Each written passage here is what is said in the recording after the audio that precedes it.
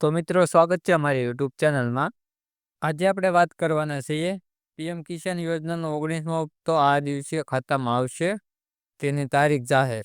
જાણો ક્યાં ખેડૂતોને નહીં મળે રૂપિયા કે હપ્તો. કિસાન યોજના હેઠળ લાભ લેનારા કરોડો ખેડૂતો 19મા હપ્તાની રાહ જોઈ રહ્યા છે. આ દિવસે 19મો હપ્તો રિલીઝ થઈ શકે છે, જેથી આ ખેડૂતોના પૈસા ફસાઈ શકે છે. એટલે કે જે દિવસે રિલીઝ થઈ તે દિવસે અમુક ખેડૂતોના પૈસા સલવાઈ જશે.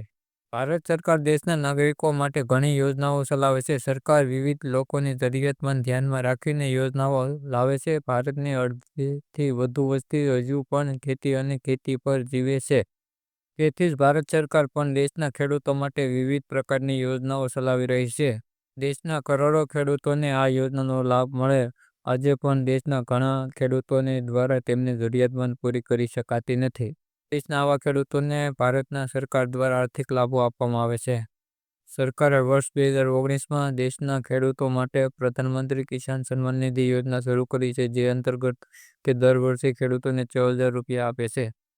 સરકાર 4 મહિના અંતરે ખેડૂતોના ખાતામાં 2,000 રૂપિયાનો હપ્તો મોકલે છે. અત્યાર સુધીમાં સરકાર દ્વારા આ યોજના હેઠળ કુલ 18 હપ્તા મોકલવામાં આવ્યા છે.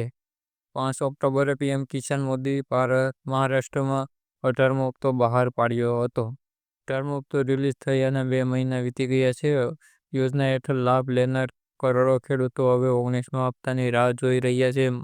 માહિતી અનુસાર હાલમાં 19મો હપ્તો રિલીઝ થવામાં હજુ 2 મહિનાનો સમય લાગી શકે છે. એટલે કે જોઈએ તો આપણે તે મુજબ જોઈએ તો ફેબ્રુઆરી 2025માં કરોડો ખેડૂતોને યોજના સંબંધિત 19મો હપ્તો જારી કરવામાં આવશે.